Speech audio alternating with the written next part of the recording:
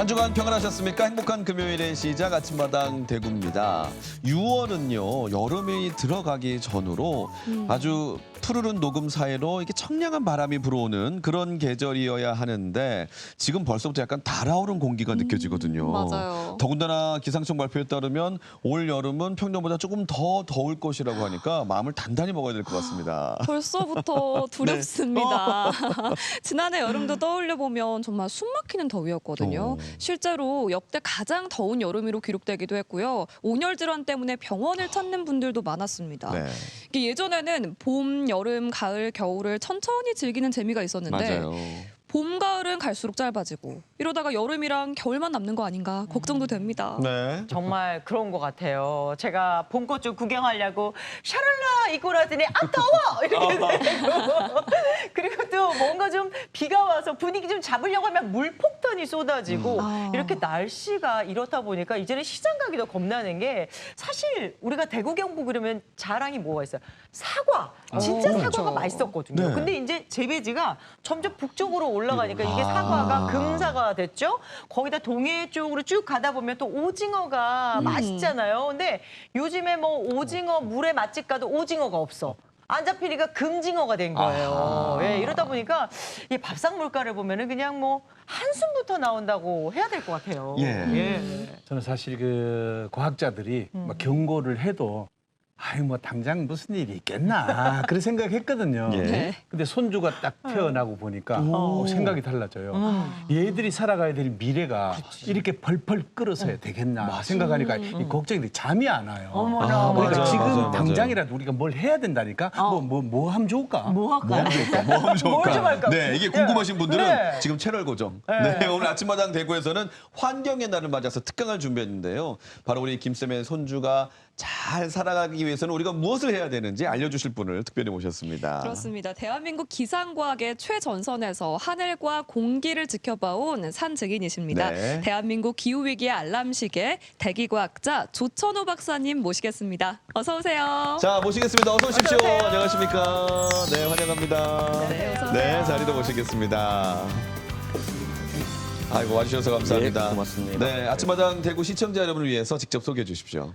네, 저는 대기 과학자고요. 국립기상과학원에서 30년 동안 일을 했습니다. 지금은 은퇴를 했고요. 기후 변화 관련된 이런 책을 쓰고 강연을 하면서 지내고 있습니다. 네, 반갑습니다. 제가 박사님을 조금 더 소개해드리자면요. 네. 대한민국 국립기상과학원장을 지내셨고요. 대기과학으로 박사학위를 받으신 뒤에 1986년부터 30년간 국립기상과학원에서 근무하셨습니다. 그러니까 거의 뭐 평생을 하늘과 대기를 바라보고 사신 건데요. 30년 전만 하더라도 기후위기라는 말이 지금처럼 익숙하진 않았어요. 네. 네, 어떻게 맞습니다. 이렇게 일찍이 이 분야에 관심을 갖게 되셨을까요? 제가 기상학과를 입학하던 그 당시만 해도 기상학과에서는 기후에 대해서는 그런 강의 자체가 거의 없었습니다. 네. 다 내일 모레 날씨를 예측하기 위해서 그런 이제 교육을 하던 곳이 이제 기상학과였거든요. 우리나라에서도 이 기후 변화라고 하는 거는 그 1990년 이후부터 조금씩 소개가 되고 그 다음부터 많이 이렇게 확장이 돼서 우리에게 이제 알려지게 된 거죠. 예. 제가 좀 깜짝 놀란 게 보통 이제 선진국에만 있던 탄소 추적 시스템이라는 것을 네. 처음 도입한 분이 바로 우리 박사님으로 알고 있는데요. 탄소를 추적한다는 게 어떤 개념인지 좀 설명해 주십시오. 그러니까 우리 인간이 배출하는 이 이산화탄소가 100% 그냥 대기 중에 있는 게 아니라 그 중에서 약 4분의 1은 나무가 더 많이 흡수를 해줘요. 그다음에 한 4분의 1은 바다가 흡수를 해주고요. 그래서 바다에 이제 그 이산화탄소가 들어가면 그게 이제 이게 산성화가 돼서 좀 문제가 생기긴 하는데 어찌됐든 인간이 배출한 거의 한 절반 정도를 자연에서 이 이산화탄소를 흡수를 해주거든요. 예. 근데 그게 해마다 그 기후 조건에 따라서 그 흡수량이 좀 달라져요. 흡수량이 달라지는데 근데 지금처럼 우리가 기후변화를 계속 일으키면 이 자연이 흡수하는 능력이 계속 떨어진다라고 그렇게 보고 있거든요. 그래서 그렇게 되게 되면 자연이 이 흡수하는 능력이 떨어진다. 그러면 더욱더 이 이산화탄소 농도가 빠르게 증가할 수가 있거든요. 바로 이제 그런 부분들을 추적을 하는 그런 시스템을 개발을 해봤습니다. 예. 아니 저는 아무래도 박사님이 대기과학자시니까 네. 주변에 지인분들이 만나면 네. 어떻게 지내세요? 아니 정말 이번 주말에 어떻게 비가 와? 아니면 네. 아니면 날씨. 늘 뭐 이렇게 올여름 더 덥다는데 진짜 올해 여름이 더울까? 약간 이런 질문을 걸어다니는 좀 기상청 예. 대접을 좀 받지 않을까 싶은데 실제로 진짜 어떠세요? 실제로다가는요. 네. 요즘은 우리가 언론을 통해서 워낙 이제 날씨에 대한 이런 정보가 잘 이게 전달이 되니까 저한테까지 그런 질문을 하는 경우는 좀 드문 것 같아요. 네. 그런데 그 대신에 뭐라고 그러냐면 야, 날씨가 왜 이렇게 틀려? 날씨 예측이 뭐 이런 이야기를 많이 들어요. 네. 근데 우리 사회에 꼭 이렇게 예측을 한다는 게 날씨만 예측하는 게 아니라 우리가 뭐 경제 전망을 한다라든가 뭐 주가를 예측을 한다라든가 그다음에 뭐 정치가의 약속도 그것도 예측이잖아요. 네. 근데 그런 거는 보면 날씨 예측에 비해서 엄청 틀리거든요. 그런데 왜 날씨를 틀리는 거를 갖고는 이렇게 가혹할까? 네. 저는 늘 거기에 대한 의문을 좀 갖고 있습니다. 그리고 요즘 이제 이 기후변화 때문에 또 어떻게 이야기를 하냐면, 야, 내일 모레 날씨도 틀리는 인간들이 뭐 100년을 갖다가 뭐 날씨, 기후가 어쩌고저쩌고 이야기를 하는 이게 말이 되냐? 또 그렇게 이야기하시는 분들이 있어요. 네. 근데 그거는 맞습니다. 우리가 날씨라고 하는 건 이론적으로 2주밖에 예측을 못 해요. 그래서 우리나라에서도 뭐 2주 이내만 이제 그렇게 예측을 하는데요. 근데 이 기후는 이건 예측하는 게 아니거든요. 이건 어떤 거냐면 우리가 그 금리가 다음 달에 어떻게 될 건가 그건 우리가 예측한다라고 하지만 내년에 금리가 올라가면 어떤 일이 일어나지? 금리가 내려가면 어떤 일이 일어나지? 이런 건 시나리오를 만든다라고 그러거든요. 그래서 이 기후 변화는 우리가 앞으로 온실가스를 많이 배출하면 어떤 일이 일어나지? 온실가스를 적게 배출하면 어떤 일이 일어나지? 그래서 이거는 예측한다라고 하지 않고요. 우리가 시나리오를 만든다. 우리가 뭐 2100년 1월 1일 대구의 날씨를 알아야 될 필요는 없잖아요. 그래서 이 기후변화는 그 날씨 예측하고는 전혀 다르다라고 생각을 해주시면 됩니다. 네.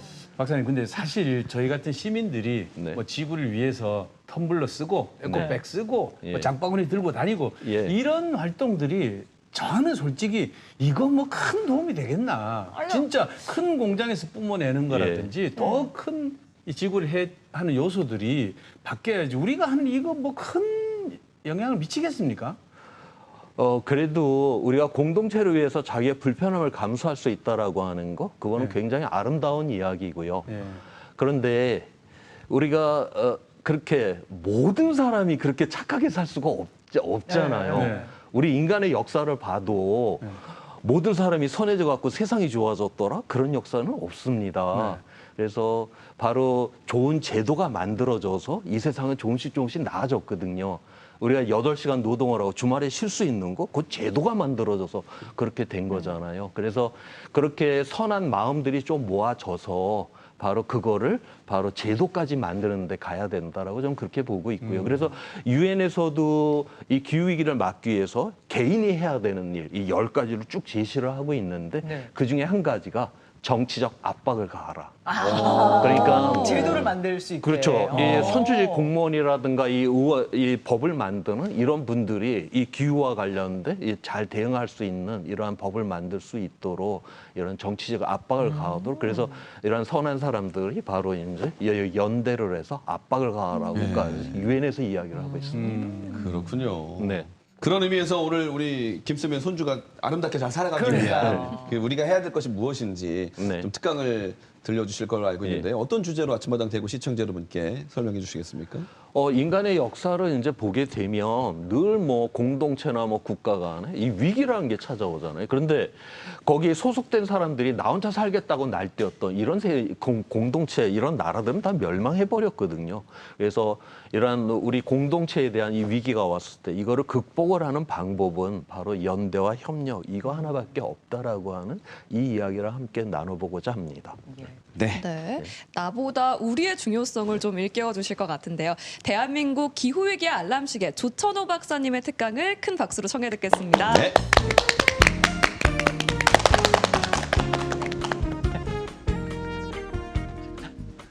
여기 지금 사진이 이제 하나 있는데요. 이 사진은 우주 정거장에서 일출 때 찍은 사진입니다. 우리는 저 대기권이라고 하는 게 저렇게 굉장히 얇은 막 안에서 지금 우리는 살아가고 있어요. 이 지구를 농구공으로 우리가 한번 생각을 해보면 농구공에 그 반딱반딱하잖아요. 겉표면이 우리 코팅이 돼 있는데 농구공에 거의 코팅된 그 얇은 막에서 지금 살아가고 있다라고 하는 거죠. 그래서 이 지구상에 굉장히 다양한 이 생물종들이 이제 등장을 했었는데 그 중에서 99%는 멸종을 했어요. 그러니까 어떤 생물종이 지구상에 등장을 한 다음에 계속 생존하는 게 너무 당연한 게 아니라 멸종하는 게 당연하다라고 하는 거죠. 그런데 바로 우리가 지금 저 얇은 막이 계속 이 자연적인 이제 변동을 하면서 이런 저기에 적응을 했었던 이 생물종들이 그렇게 이제 멸종했었던 거거든요. 그런데 이제 우리는 우리 스스로 저 얇고 여린 막을 갖다가 바로 변화를 일으켜 갖고 우리 스스로 지금 위기에 들어가고 있다. 이것이 바로 오늘날의 기후 위기다라고 하는 겁니다. 자, 어떻게 저 얇은 막을 변화시켰는가를 지금 보는데요. 우리가 화석 연료를 태웠고 온실가스 농도를 높였고 그래서 기온이 올라가는 모습인데요. 1960년 이후에 이제 최근까지 해서 지상의 기온이 올라가고 있습니다. 이 온실가스가 열을 잡고 있기 때문에 이런 현상이 일어나는 거거든요. 그다음에 이 바닷속도 보니까 이 기후 온도가 지금 계속 이렇게 올라가고 있어요. 지금 대한민국에서 이 기후 변화를 가장 드라마틱하게 경험하시는 분들은 나이를 드신 제주도의 해녀분들이 가장 드라마틱하게 이거를 경험합니다. 그러니까 젊은 시절에 보았던 이 바닷속이 지금 아니다라고 하는 거거든요. 이게 왜 그러냐면 우리가 이 물은 공기보다 열 전달률이 약 20배 이상 빨라요. 그래서 우리가 물속은 영하로 내려가지는 않죠. 그렇지만 물이 차가운 물에서 우리 오래 있으면 저체온증이 걸리면서 사람이 사망을 하잖아요.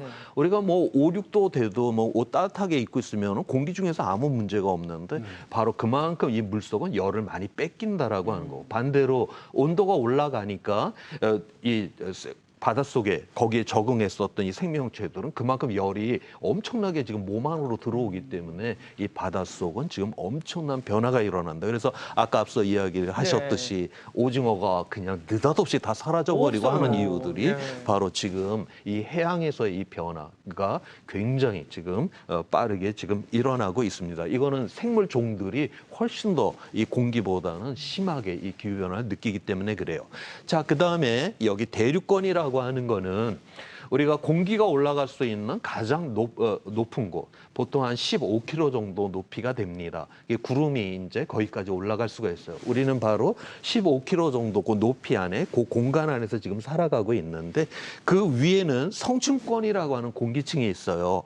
이거는 그 물 위에 기름이 동동 떠 있듯이 이 대륙권하고 성층권은 공기층이 딱 이게 분리가 돼 있습니다. 그래서 이게 대륙권에서 이제 구름을 만들기 위해서 공기가 올라갔다가 우주로까지 확 올라가진 않잖아요. 여기 성층권이라는 저 뚜껑에 의해서 딱 닫혀서 올라갔던 공기는 다시 내려오게끔 그렇게 돼 있거든요. 자, 그런데 이 대륙권에는 온실가스 농도가 높아지게 되니까 열을 많이 잡아서 저렇게 기온이 올라가는데 저 15km 저 위쪽 성층권에서는 온도가 떨어집니다. 자, 이렇게 되는 이유는 뭐냐면 이 대륙권에서는 공기 밀도가 높기 때문에 여기에서 온실가스 농도가 높아지면 열을 잡는 능력이 좋은데요.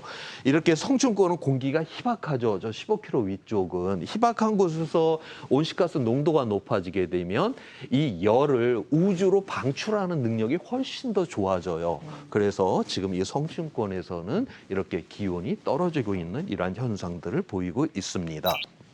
자, 그러면 오늘날 이제 이러한 이제 변화들이 지금 일어나고 있는데요. 다시 이제 우리가 먼 과거로 가서 과거에 어떠한 변화들이 있었는지를 통해서 우리가 미래를 한번 생각을 해보도록 하겠습니다.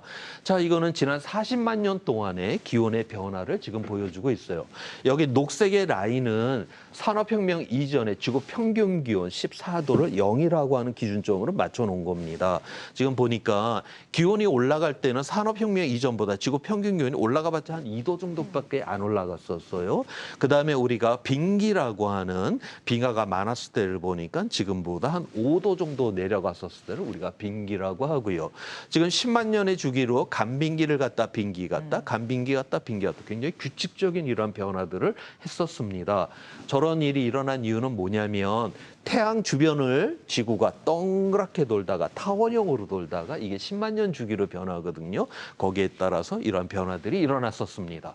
자, 그런데 우리 호모사피엔스, 그러니까 우리 육체적으로 우리하고 이렇게 비슷한 이 존재가 언제쯤 등장하냐? 25만 년 전이면 등장을 하게 됩니다. 그러니까 우리 인류는 이 정도의 이 기후 변화에는 잘 적응해서 살아남았다라고 하는 거를 여기서 지금 이야기를 해주고 있어요. 자, 그다음에 우리가 인지혁명, 그러니까 뇌가 우리하고 비슷한 존재는 언제쯤이면 등장했었을까? 약 한 5만 년 전이다라고 그렇게 보고 있어요. 5만 년 전이면은 동물의 뼈를 갖다 갈아서 온갖 도구를 다 만들어냅니다. 심지어는 바늘까지 발명을 해요. 그래서 옷도 꿰매기 시작을 하고요. 그 옷을 꿰매기 시작을 하니까 그 털옷을 입고 저 북쪽에 좀 추운 지방까지 우리 인류는 진출할 수 있게 되었고요. 그다음에 5만 년 전이면은 동굴에다가 거의 완벽하게 동물의 그림도 그려내요. 바느질도 하죠. 그림도 그리죠. 이 정도면 거의 뇌는 우리하고 같다라고 그렇게 보고 있거든요. 자, 그런데 우리가 학교 다닐 때 세계사 시간에 뭐라고 배우냐면 농업을 시작한 신석기는 10,000년 전이다. 이렇게 배웠단 말이죠. 오늘날 우리는 몇십 년 만에 온 세상을 다 바꿔내는 존재들인데 어떻게 우리의 조상들은 그렇게 긴 시간을 그렇게 구석기 시대에서 벗어나지 못했는가? 이 자료가 지금 그거를 설명을 해주고 있습니다. 지금 수만 년 전 보니까 기온이 낮죠. 빙기 때예요. 자, 기온이 이렇게 낮게 되면 기온이 낮으면 낮을수록 바다에서 이 수증기가 많이 증발을 못합니다. 지금보다 하늘에는 구름이 훨씬 적었겠죠. 당연히 비도 훨씬 적게 내렸고 농사라고 하는 거는 비가 잘 내려야 되는데 워낙 건조해서 농사 짓기가 너무 어려웠었다라고 그렇게 추정을 합니다. 그다음에 이때는 또 극단적인 날씨도 많이 발생을 했고요. 그래서 너무 건조했고 극단적인 날씨도 많이 발생을 해서 농사를 지을 수가 없었어요. 그래서 우리 학교 다닐 때 구석기 시절의 생존 방식은 이거 시험 문제 많이 나왔죠. 우리 수력, 채집에다 동그라미 쳐야지 정답이라고 하는. 그래서 우리가 여기저기 돌아다니면서 식량을 채집하고 동물들 쫓아다니면서 때려잡아 먹고 뭐 그렇게 살았다라고 그렇게 배웠었습니다. 자, 그런데 그래서 이 수만 년 전에 이 구석기 시절의 이분들은 우리보다 머리가 나쁘거나 게을러서 그렇게 구석기 시절을 산 게 아니라 농사를 지을 수가 없었기 때문에 구석기 시절의 생존 방식으로밖에는 살 수가 없었다라고 하는 거죠. 2만 년 전부터 다시 천문학적인 조건이 변하면서 기온이 상승을 했어요. 지금으로부터 12,000년 전을 보니까 기온이 많이 올라갔습니다. 자, 기온이 올라간 것도 중요하지만 12,000년 전부터는 기온이 안정화가 되었어요. 저렇게 기온이 안정화가 되고 기후가 안정이 되니까 저 때서야 비로소 우리 인간은 씨앗을 심는 농업이 저기에서 출현할 수가 있게 되었다라고 하는 거죠. 오늘날 약 82억 명이 지구상에 살아갑니다. 자, 그런데 이 82억 명을 저 구석기 시절의 생존 방식이 수렵과 채집으로 이 82억 명을 먹여 살릴 수가 없죠. 오직 이건 농업 하나만이 먹여 살릴 수가 있거든요. 자, 그런데 이 농업은 아무 기후에서나 할 수 있는 게 아니라 지난 10,000년 이상 유지가 되었던 이 안정적인 조건에서만 이게 농업이 가능한데 바로 우리 스스로 이거를 지금 무너뜨리려고 한다라고 하는 거예요. 산업혁명 이후에 이제 화석연료 태워서 온실가스 농도가 이제 높아지면서 지금 현재 우리 인류는 그러니까 작년, 재작년 기준으로 해서 지금 1.3도까지 지금 기온을 상승시켰어요. 여기에서 우리는 의아하죠. 1.3도 전혀 위험으로 느낄 수 있는 온도가 아니잖아요. 지금 하루에도 10도가 왔다 갔다 하고요. 대한민국 여름철 최고 기온, 겨울철 최저 기온 50도로 왔다 갔다 해도 우리 너무 별일 없이 잘 살아가잖아요. 근데 저 1.3도, 뭐 2도를 넘으면 세상이 무너진다. 이거 기후과학자들이 왜 그런 이야기를 할까? 저거는 어떤 지점의 변화가 아니라 지구 전체가 저렇게 변했다. 지구 전체가 변했다라고 하는 거는 엄청난 일이다라고 하는 거예요. 과거를 보니까 이렇게 기온이 오르락 내리락 했었죠. 자, 그래서 우리 기후과학자들이 공룡이 멸절했었던 지난 6,500만 년 이후에 자연에서 이제 계속 그 이후에도 기온의 변화들이 있었는데 그때 자연에서 가장 빠른 기온 상승 속도를 이제 계산을 해보면 자연에서는 1000년의 1도 상승이 가장 빨라요. 그런데 우리 사람들은 화석연료를 태워서 100년 만에 거의 1도를 지금 올려놨다. 다시 말해서 우리는 자연에서 가장 빠른 속도보다 10배나 빠르게 변화를 일으키고 있다라고 하는 거죠. 변화의 크기보다 변화의 속도를 봐야 됩니다. 우리가 고속도로 제한 속도 시속 100km에서 우리가 그거 10배의 속도인 시속 1000km로 달린다? 이거 완전히 다른 문제 아니에요. 그래서 바로 우리 이렇게 변화가 이제 빨라진다라고 하는 건 어떤 의미냐? 기후가 이렇게 균형을 잡고 있었는데 갑자기 자연에서 가장 빠른 속도보다 10배나 빨라진다? 그럼 기후의 균형이 무너지게 되겠죠. 기후의 균형이 무너지게 되면 기후는 불안정하게 되고 기후는 불안정하게 되면 극단적인 날씨가 너무 자주 일어나는 이러한 상황이 될 거다라고 그렇게 보고 있어요. 현재 우리 인류가 지금 이대로 지금 이 온실가스를 배출하게 되면 이번 세기 말에 2.8도까지 기온이 상승하게 될 거다라고 그렇게 보고 있습니다. 자, 지난 40만 년 동안에 이 기온의 변화를 보니까 우리 인류는 2.8도 이상 되는 곳에서 살아본 적이 한 번도 없다라고 하는 거예요. 우리가 이렇게 기후 변화가 일어난다라고 하는 거는 우리 인류는 단 한 번도 살아보지 않았던 기후 환경 조건에 진입하게 된다. 거기서 우리가 계속 지속을 할런지 멸절할런지 모르는 불확실성으로 우리 스스로가 지금 진입하고 있다라고 하는 거죠. 자, 이렇게 극단적인 날씨가 많이 일어난다는 거는 그러면 어떤 의미를 갖느냐? 결국 이렇게 되면 우리가 마실 수 있는 물, 적절한 식량, 안전한 우리의 삶의 거주지가 이제 불안정하게 될 것이고 그렇게 되면 사회적 갈등이 일어나게 되겠죠. 정치적 분쟁이 일어나고 난민이 발생하고 막 그래서 세상이 아수라장이 되기 때문에 바로 기후 변화에 대해서 우리가 관심을 갖게 되는 것이죠. 자, 그러면 앞으로 어떻게 될 것인가에 대해서 한번 보도록 할게요. 지금 유엔에서는 매년 이 기후 변화 관련된 협상을 합니다. 그다음에 대한민국은 뭐 기후부뿐만이 아니라 모든 그 부처에 이 기후 변화를 대응하는 이러한 정책들을 다 세우고 있어요. 자, 그러면 이러한 국제적인 협상을 해야 돼요. 기후 정책을 세우려면 뭔가 기준이 있어야 되겠죠. 그 기준이 바로 유엔에서 정부 간 기후 변화 협의체 IPCC라고 하는 이 보고서를 기준으로 합니다.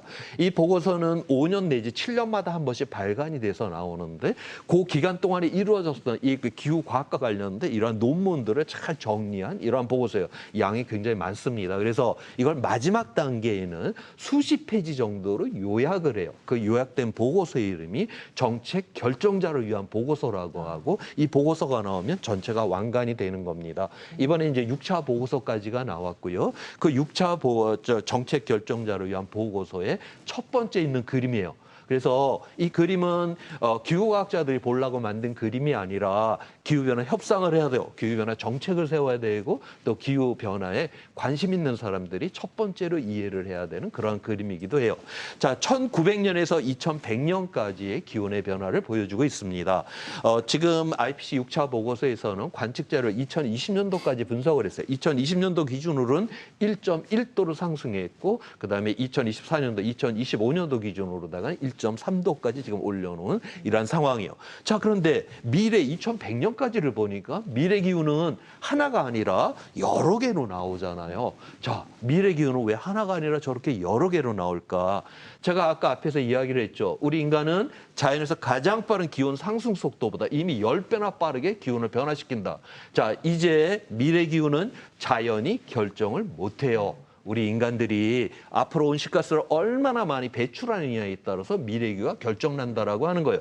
자, 그런데 우리 인간들이 앞으로 2100년까지 어떤 세상을 만들런지 이게 지금 불확실해요. 그래서 아마도 이런 세상을 만들지 않을까? 이런 세상, 저런 세상, 이 각각각을 우리가 시나리오라고 부르고요. 그 각 시나리오에 따라서 뭐 사회적인 거, 앞으로 인구가 어떻게 될 것이냐, 그다음에 뭐 빈곤율이 어떻게 될 것이냐, 그다음에 경제적인 거, 경제 성장률이라든가 산업의 구조라든가 재생에너지 비율이라든가 이런 것들을 다 계산을 하면 각 시나리오에 따른 온실가스 배출량이 계산이 돼서 나와요. 그거를 갖고 기후과학자들이 미래를 예측을 전망을 한 것입니다. 저기 SSP1이라고 하는 게 지속 가능한 미래 시나리오라고 하는데요. 우리가 지속 가능하려면 2100년까지 1.5도나 2도 이내로 이 온도 상승을 막아야만 한다라고 하는 거예요. 근데 우리는 이미 1.3도까지 올려놔 버렸잖아요. 그만큼 우리는 지속 가능성의 폭이 지금 좁혀져 있다라는 거를 여기서 이야기를 해주고 있습니다.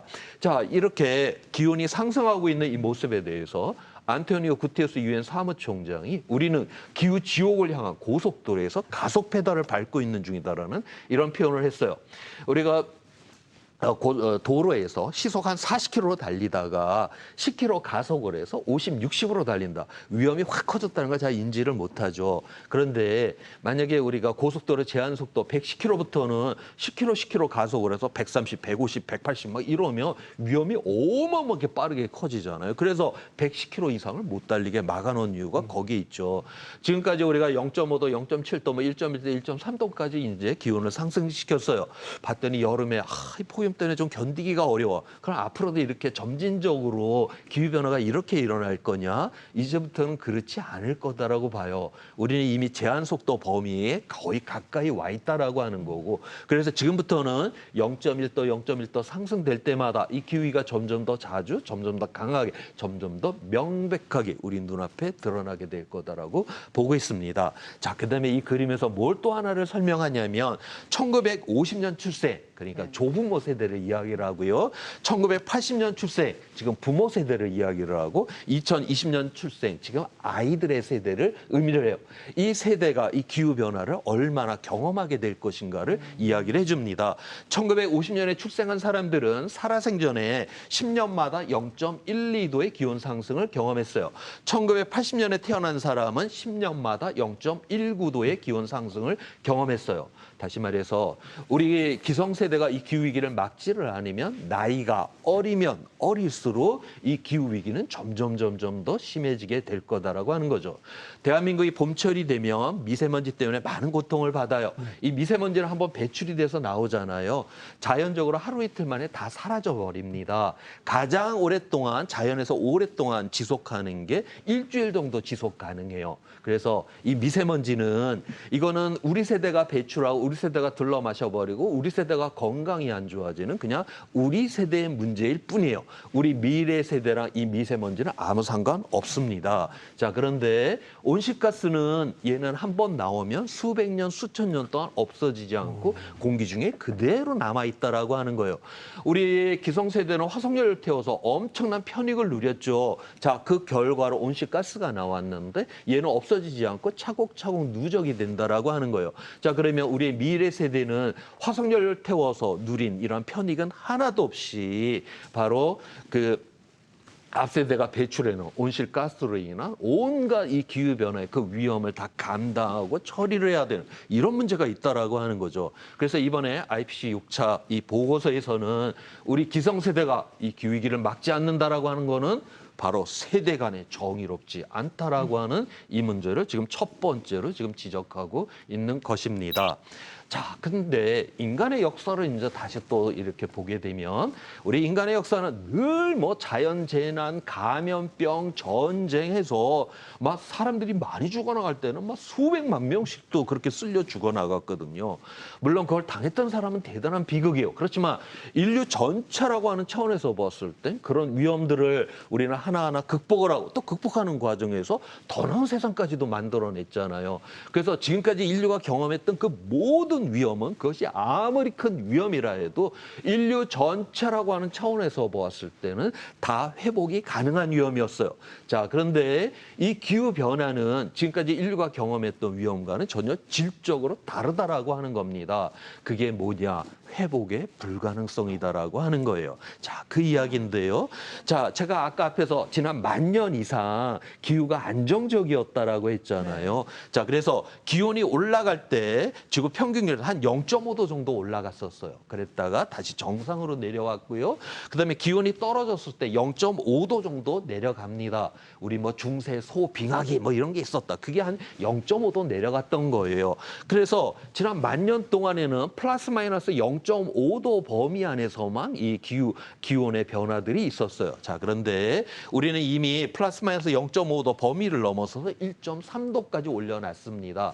아직까지는 그래도 다시 제자리로 돌아올 수 있는 회복과 탄력성이 있다라고 지금 그렇게 보고 있어요. 그러면 앞으로 우리가 계속 이렇게 기온을 올려놔도 다시 이 자리로 돌아올 수가 있냐? 그렇지 않다라고 하는 거죠. 우리가 여기 임계점, 이제 티핑 포인트라고 하는 이 지점을 넘어서게 되면 급변적이고 돌이킬 수 없는 그러한 기후 조건에 빠지게 된다라고 하는 거예요. 여기서는 우리가 아무리 노력을 한다 해도 지금까지 문명을 만들어 오고 이 80억을 먹여 살렸던 이러한 기후 조건으로 돌아갈 수가 없다라고 하는 이러한 위험성이 있다라고 하는 것입니다. 그래서 바로 이 회복의 불가능성이라고 하는 이 위험성 때문에 가장 큰 것이 바로 여기에 있다라고 하는 거고요.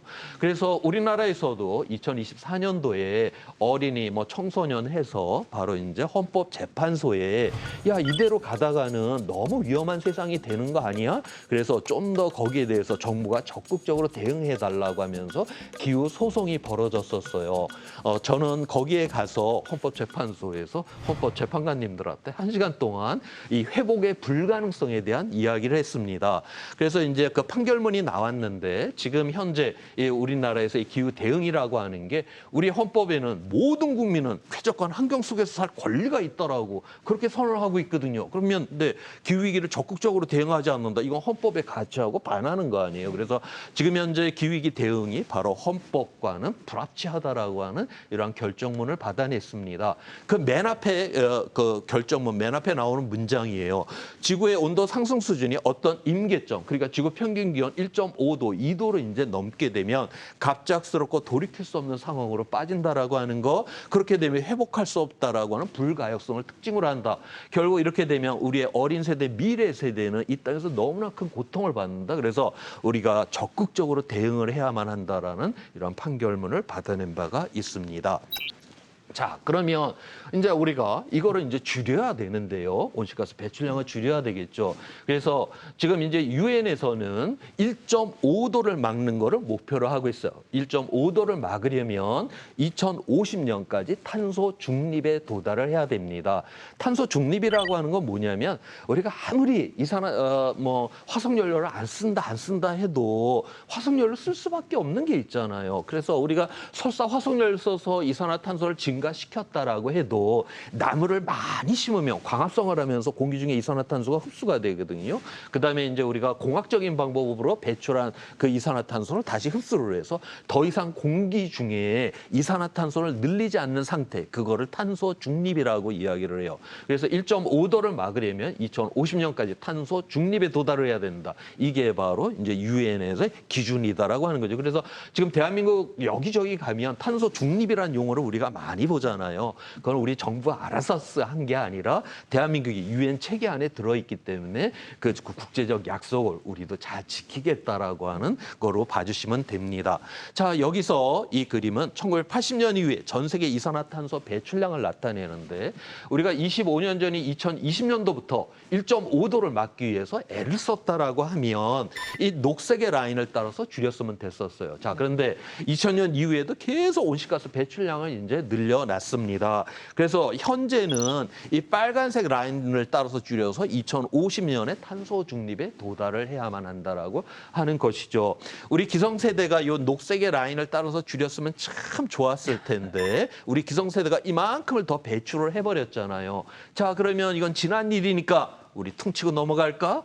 이게 미세먼지면 가능해요. 왜냐하면 얘는 자연적으로 일주일 만에 싹 없어지니까. 없어지기 네. 때문에 그냥 퉁칠 수가 있어요. 그런데 온실가스는 없어지는 게 아니다라고 했잖아요. 그래서 결국 기성세대가 이만큼을 더 배출했기 때문에 결국 우리의 젊은 세대와 우리의 어린 세대들은 바로 이만큼을 더 줄여 2050년 탄소 중립에까지 도달을 해야 된다라고 하는 거예요. 그래서 이 기후변화 대응은 기성세대가 책임지지 않는다. 그러면 그 책임지지 않은 그 부분이 그대로 남아서 결국 우리의 어린 세대와 미래 세대한테 그냥 내던져진다라고 하는 이런 문제를 갖고 있다라고 하는 거죠. 자, 그다음에 여기서 유엔에서 이제 2050년 탄소 중립의 목표로 이제 세웠다라고 했는데 그러면 그렇게 최종 목표만 있냐? 또 중간 목표라는 게 있어요. 앞으로 10년 이내에 현재 배출되는 거를 절반 이상을 줄이라고 하는 거예요. 그 이유는 뭐냐면 처음에는 우리가 좀 과잉으로 쓰고 있는 것들이 많잖아요. 꼭 필수가 아니라. 그래서 그렇게 과잉으로 쓰고 있는 거 우리가 얼마든지 줄여도 우리의 삶에 별 지장이 없잖아요. 그래서 그런 것들은 좀 빨리 줄이고 그다음에 이제 우리가 굉장히 줄이기 어려운 것들은 앞으로 기술 개발을 하고 이러면서 뒤에 가서 천천히 줄이라고 그렇게 돼 있어요. 자, 여기서 우리는 걱정을 하죠. 앞으로 10년 이내 지금 현재 배출되는 화석률을 어떻게 절반을 줄일까? 근데 이번에 IPCC 6차 보고서에서는 과연 그러면 우리 인류가 지금 가지고 있는 이 기술력으로 앞으로 10년 이내 얼마나 줄일 수가 있는가? 그것도 계산을 다 해놨습니다. 자, 그래서 각 부분별로 앞으로 10년 이내 이제 줄일 수 있는 이산화탄소 양을 다 계산을 다 해놨고요. 칼라로 표시된 건 비용까지 계산을 다 해놨어요. 그래서 파란색은 투자한 것보다 이윤이 많이 날 것이다. 그다음에 빨간색이 진할수록 이산화탄소를 줄이는데 비용이 많이 든다는 걸 의미를 해요. 그래서 이산화탄소 1톤을 줄일 때 $100 미만의 기술만을 갖고서 줄일 수 있는 그런 이산화탄소 양을 다 더해서 봤더니 앞으로 10년 이내에 현재 배출되는 거를 절반 이상 줄일 수 있다라고 하는 이런 결론을 내리고 있습니다.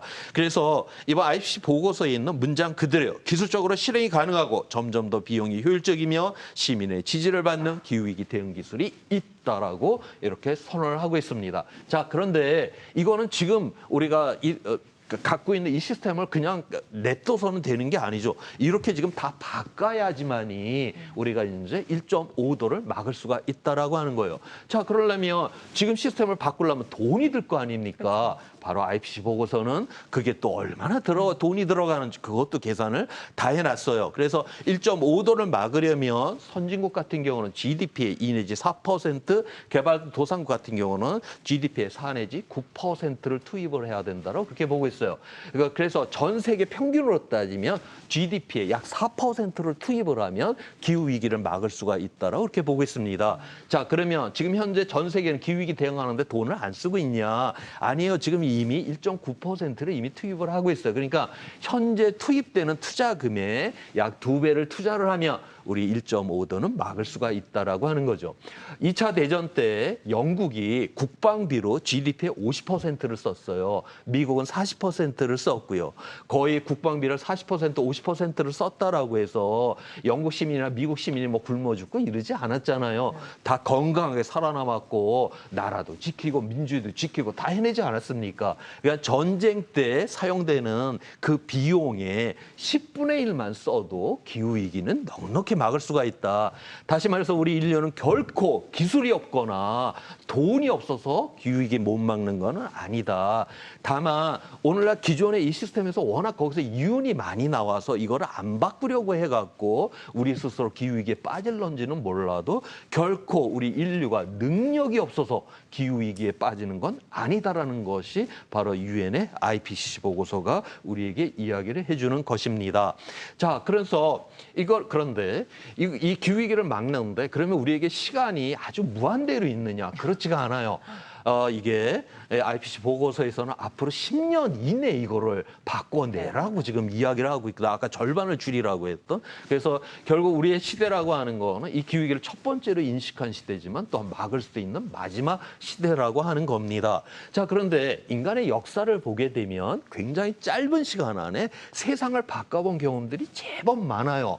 그런 경우를 다 모아서 이제 혁신의 확산이라고 하는 이런 이제 책이 있는데 여기서는 어떤 이야기 이야기를 하냐면 우리가 어떤 새로운 제도라든가 새로운 기술이라든가 이런 게 등장하게 되었을 때 보통 어떤 시스템에 익숙한 사람들은 그렇게 새로운 거 들어오는 거를 별로 안 좋아하죠. 그래서 처음에는 그 새로운 거를 받아들이는데 굉장히 시간이 오래오래 걸려요. 그래서 처음에 한 16%의 이 새로운 거를 받아들이는 사람들이 그 사회에서 16%에 도달할 때까지, 그러니까 5명에 1명 정도가 받아들일 때까지는 굉장히 천천히 변화가 일어난대요. 그런데 이제 5명 중에 1명 정도가 그런 걸 새로운 걸 받아주잖아요. 그 다음에는 바로 S자 성장 곡선이라고 하는 사회가 다수가 그런 어떤 새로운 거를 확 받아준다라고 하는 것입니다. 자, 이미 이제 이러한 그러면 이 16%에 이제 도달한 그러한 분야가 있어요. 지금 전 세계에서 이 발전량 중에 태양광과 풍력이 차지하는 비중이 북반구 나라에서 이제 16%에 지금 도달을 했습니다. 자, 이때 이제 어떤 일이 일어났냐?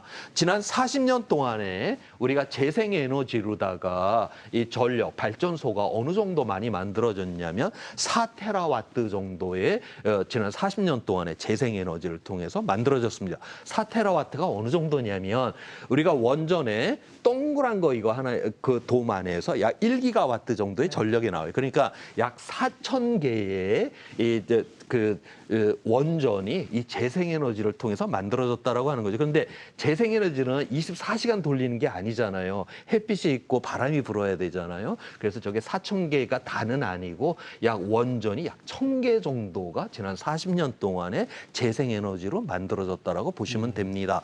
자, 지난 이제 40년 동안에 4테라와트의 이제 전력이 재생에너지를 통해서 되었는데 앞으로 5년 이내에는 그보다 더 많은 4.6테라와트의 전력이 재생에너지를 통해서 달성될 거다라고 보고 있어요. 이러한 이제 기술 혁신들과 이러한 이제 확산들이 지금 일어나고 있다라고 하는 거죠. 지금 이 태양광 같은 경우는 보면 우리가 설치량이 계속 이제 누적 설치량이 늘어나면 늘어날수록 가격이 계속 내려갑니다. 우리가 계속적으로 기술 혁신이 일어나고요. 그 다음에 이거를 대량 생산을 하게 되면 가격이 떨어지고, 그러니까 가격이 떨어지니까 더욱더 많이 생산을 하고 이러면서 계속적으로 지금 가격이 떨어지고 있고요. 그 다음에 이 석유 같은 경우, 원유 같은 경우는 우리가 지금까지 최고로 한 누적량을 나타내는데 이거는 거의 가격이 내려가고 있지를 않아요. 이 석유 시추하는 것도 기술 혁신이 일어납니다. 그런데 옛날에는 그냥 땅 가까이 있는 석유를 채굴을 했었는데 이제는 점점 더 깊이 아주 난이도가 높은 곳으로 들어가기 때문에 기술 혁신이 일어나도 이게 가격이 내려가는 거로 반영이 안 된다라고 하는 거죠. 그다음에 지금 이러한 전쟁이 일어나고 이렇게 되게 되면 이런 지정학적인 문제가 일어나게 되면 가격이 또 점프를 저렇게 하는 이러한 문제들이 있죠. 자, 그런데 이거를 보시면 우리가 태양광이라고 하는 거는 순전히 이건 기술적인 문제죠. 그다음에 원유 같은 경우는 이건 자원의 문제이고요. 우리는 어린 시절부터 우리 대한민국 사람들 뭘 배웠냐? 우리는 자원이 하나도 없는 나라입니다. 우리는 사람밖에 없어요. 우리는 기술도 먹고 살아야 됩니다. 우리 항상 그렇게 배워오지 않았어요. 바로 대한민국이 가장 잘할 수 있는 이 분야가 지금 점점 등장하고 있다는 걸 여기서 이야기를 해주고 있습니다. 자, 그러면 왜 이러한 태양광의 이 시대가 되었느냐? 지금 우리가 이 화석연료라고 하는 거는 수억 년 전에 이 나무가 광합성을 하면서 이산화탄소를 이제 흡수를 하고 그러면서 광합성을 하면서 그 이산화탄소 그게 탄소가 나무 안에 이제 저장이 되고요. 그다음에 그 열매와 그 이제 나뭇잎을 따먹었던 동물 안에도 결국 그 햇빛 에너지가 또 저장이 되고요. 그게 이제 땅 속에 들어가서 이게 이제 압력을 받아갖고 석탄이 되고 석유가 된 것이거든요. 그래서 이 화석연료라고 하는 거는 과거의 햇빛을 그 축적된 햇빛을 태우는 그러한 현상이고요. 자, 그런데 땅속 안에 있는 지금 이 화석 연료의 양이 어느 정도냐면 햇빛이 5일, 지구 전체 5일 정도 비치는 양 정도밖에 되지 않습니다. 그러니까 이제 과거에는 우리가 이 비춰지는 햇빛을 사용할 수 있는 기술이 없었는데 바로 이제 햇빛을 갖다 바로 활용할 수 있는 이런 기술들이 개발이 되고 있다라고 하는 거죠. 그래서 지금 이제 새로운 세상은 과거의 햇빛, 이 화석 연료를 태우는 세상이 아니라 지금 내리 비치는 저 햇빛을 갖다 활용하는 이러한 세상으로 진입하고 있어요. 이걸 이제 시대적으로 한번 보게 되면 아까 앞에서 제가 지난 이제 10,000년 전에 그 구석기 시절에 이 사람들이 왜 농사를 못 지었냐? 날씨가 불안정했기 때문에 농사를 지을 수가 없었고 그렇게 없었는데 그 후에 만년 이후부터는 이제 기후가 안정이 되면서 농사를 짓게 되었고 농사를 지으면서는 이 구석기 시절보다 똑같은 면적에서 식량을 100배를 생산할 수 있게 되었어요. 그래서 이 80억이 넘는 이 사람들을 먹여 살리는 이 문명을 만들 수 있게 되었고요. 자, 그런데 우리가 이제 1750년 산업혁명 이후에 우리가 화석연료를 태우기 시작을 했고 그래서 이 화석연료의 시대에는 이 농업의 시대보다 우리가 에너지를 갖다가 50배나 더 많이 사용하는 이런 세상을 만들었고 그러면서 이 사회 경제가 굉장히 빠르게 성장을 했고 우리의 삶도 엄청나게 부유하게 되었어요. 자, 그런데 보니까 이 화석연료를 태워갖고 기후가 다시 또 불안정하기 시작을 하게 되었다라고 하는 거예요. 자, 여기서 그러면 어떤 세상을 만들어야 되냐? 다시 이 구석기 시절로 가서 보면 식량을 어떻게 모았냐? 온 세상 돌아다니면서 이 식량을 채집해갖고 그렇게 먹고 살았어요. 지금 이 화석연료 시대는 어떠냐? 온 세상 돌아다니면서 여기저기 구멍을 뚫어갖고 이 에너지를 모아서 우리는 지금 살고 있습니다. 자, 이제 새로운 세상은 바로 에너지를 농사를 짓는 세상. 그래서 우리 집 지붕부터 내 옆에 태양광판을 까는 이러한 세상을 만들어야 된다라고 하는 거예요. 만약에 지금 아까 지금 화석연료 전체 양이 5일밖에 햇빛으로 5일 정도 비치는 양이잖아요. 이거는 기술의 혁신이 일어나기만 하면 충분히 지금 우리가 쓰는 에너지를 다 감당할 수 있다. 그래서 지금 현재 이 우리가 이 태양광의 시대가 되면 이 화석 연료의 시대보다 잠재량으로 따지면 에너지량으로 약 100배까지 우리가 높일 수 있다라고 그렇게까지 보고 있습니다. 자, 이러한 이제 새로운 우리는 이제 시대로 가는 것이고요. 자, 그다음에 우리가 기후 위기를 대응을 하게 될 때 여기에 정의의 문제가 있다라고 하는 것입니다. 자, 여기 이거는 전 세계 각 나라에서 1인당 이산화탄소를 배출하는 모습을 지금 양을 보여주고 있어요. 주로 이제 북반구의 고위도의 부유한 나라들이 주로 이제 이산화탄소를 갖다가 많이 배출한다라는 걸 보여주고 있고요. 자, 그런데 누가 피해를 보느냐 봤더니 열대, 아열대 대부분 다 이렇게 이산화탄소를 많이 배출하지 않는 이러한 나라들이 주로 피해를 보고 있다라고 하는 거죠. 어떤 면에서 온실가스를 많이 배출한 나라는 상대적으로 덜 피해를 보고 온실가스 배출하고 상관없는 나라들이 다 이러한 피해를 보고 지금 뭐 태평양이나 인도양의 섬나라들은 이미 해수면이 올라와서 막 나라가 없어지려고 하고 막 이런 그다음에 방글라데시 같은 데도 해수면이 올라와서 이 해안 가까이 있는 이 농지에 바닷물이 들어서 못 쓰게 되고 이런 사람들은 온실가스 배출도 안 하고 가장 전면에서 이런 고생들을 하고 있다라고 하는 거죠. 그런데 이 세상이 이제 정의롭지 않음을 여기서 보여주고 있는데 우리 대한민국을 보니까 우리는 굉장히 1인당 이 배출량이 굉장히 높은 나라예요. 그런데 보니까 이 취약성을 보니까 그렇게 우리는 이 기후변화의 취약성이 그렇게 큰 나라에는 상대적으로는 속하지 않다라고 하는 거죠. 그러면 됐네. 우리가 또 그렇게 생각할 수가 있냐. 물론 뭐 정의라고 하는 측면에서 그렇지 않기는 하지만 또 다른 측면으로 보면 우리가 저렇게 이게 파도가 거대한 파도가 밀려올 때 나홀로 저 꼭대기에 있다라고 해갖고 저거를 안전하다라고 이야기를 하질 않죠. 내 이웃이 안전해야지만이 바로 나의 안전이 보장된다라고 하는 거를 우리가 다시 한번 생각해 볼 필요가 있습니다. 자, 여기서 그러면 우리는 이 지구라고 하는 이곳에서 우리는 왜 함께 살아가는가? 그거에 대해서 생각해 보도록 하겠습니다. 여기 우표에 나와 계신 분은 마가렛 미드라고 하는 미국의 굉장히 대표적인 인류학자인데요. 이분한테 이제 사람들이 우리 문명의 시작은 무엇입니까? 라는 그런 질문을 했어요. 이분이 뭐라고 대답을 했냐면 우리 인류에게 연민이 시작되었을 때 그게 바로 우리 문명의 시작입니다. 그러면서 이분이 제시했던 증거물이에요. 15,000년 전에 인간의 이 대퇴부 뼈입니다. 근데 이게 온전한 뼈가 아니라 한번 부러졌다가 다시 붙은 뼈예요.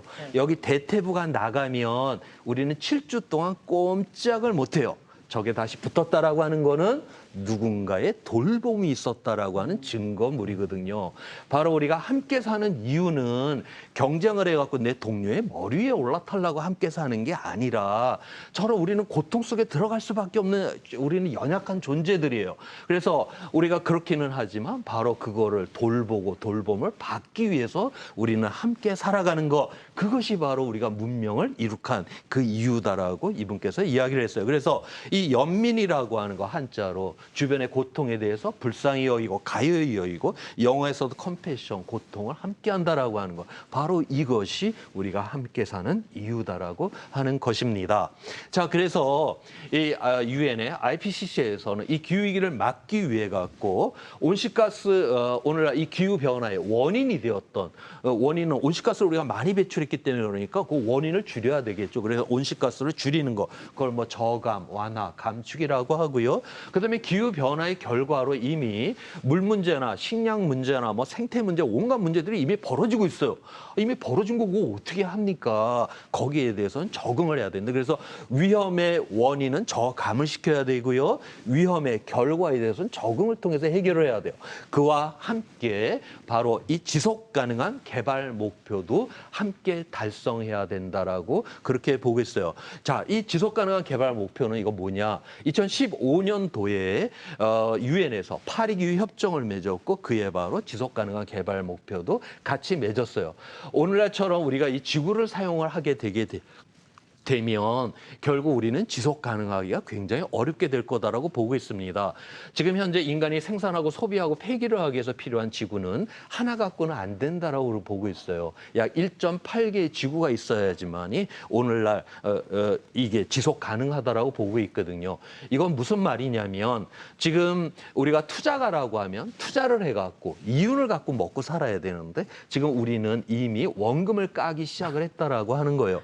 원금 까서 뭐 하루하루 살아가니까 살아가네지만 결국 원금을 깐다? 이건 파산이 기다리고 있다. 결국 이대로 가다가는 결국 우리의 삶의 거주지가 파국으로 들어간다. 자, 그거를 막기 위해 갖고 이 17가지의 가치를 실현하자라는 게 바로 지속 가능한 개발 목표이고요. 유엔에서는 이 17가지 이 가치를 하나의 슬로건으로 정리를 해놨어요. 아무도 뒤에 남겨두지 않는다. 바로 우리의 공동체를 연대와 협력의 공동체까지 만드는 거. 그래서 이 모든 것을 다 합친 거를 야지 제대로 된 기후 대응이 된다. 그거를 기후 회복력 개발이라고 부르고 있는 것입니다.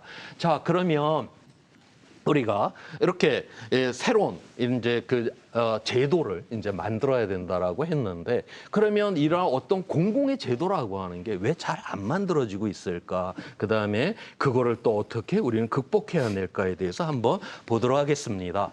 자, 이 자료는 하버드 대학교하고 예일 대학교에서 한 연구인데요.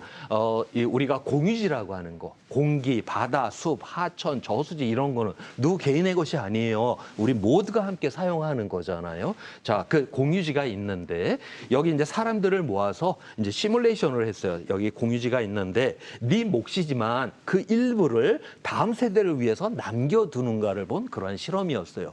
여기 참여했던 사람이 68%의 사람들은 다음 세대를 위해서 자기 몫이지만 일부를 남겨두었대요. 그런데 나머지 32%의 사람들은 야, 뭘 다음 세대까지 생각하며 살아. 그냥 내가 그냥 다 쓰고 말지. 이기적인 사람이었고요. 그냥 그 상태 그대로 이 공유지를 운영을 했어요. 그랬더니 4세대가 지나니까 공유지가 완전히 박살나더라고 하는 거죠. 분명 우리는 다수가 이타적이었음에도 불구하고 소수의 이기적인 사람에 의해서 우리의 공유지가 저렇게 무너진다는 걸 보여줬던 실험이에요. 그거를 투표를 통해서 하기로 했어요. 다수가 이타적이었기 때문에 남겨두자 쪽으로 투표를 했고 그때는 저 공유지가 이제 저렇게 지속 가능했다라고 하는 거예요. 자, 이 논문의 마지막에 있는 문장입니다. 많은 시민을 공익을 위해 기꺼이 희생할 준비가 되어 있다. 그들이 그렇게 할 수 있도록 도와주는 제도만 있으면 된다라고 결론을 맺고 있습니다. 자, 이와 관련된 또 하나의 논문이에요. 여기서는 전 세계 13만 명을 설문조사를 했어요. 대한민국도 포함이 돼 있고요. 여기서 뭘 물어봤냐면 기후위기 대응하기 위해서 당신 수입의 1%를 기여할 용의가 있냐라고 그렇게 물었어요. 69%의 사람들이 그러하겠다라고 대답을 했어요. 아까 보니까 공유지도 68%가 그랬잖아요.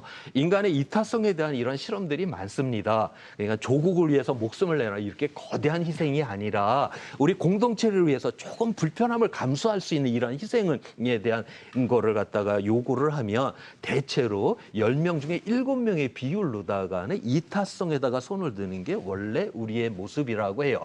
자, 그런데 여기서 하나를 이제 더 물어봅니다. 당신은 그런데 당신 옆에 있는 동료들도 자기 수입의 1%를 기후위기 대응하는데 기여할 것 같습니까? 그렇게 물어봤어요. 그랬더니 그거는 43%로 줄어버렸어요. 자, 이 말은 무슨 말이냐? 우리는 우리의 공동체에 대해서 실제보다 이기적이다라고 그렇게 여기고 있다라고 하는 거죠. 우리는 어린 시절부터 경쟁에서 이기라고 하는 강요된 경쟁의 시스템 속에서 헉헉거리면서 우리는 살아왔어요.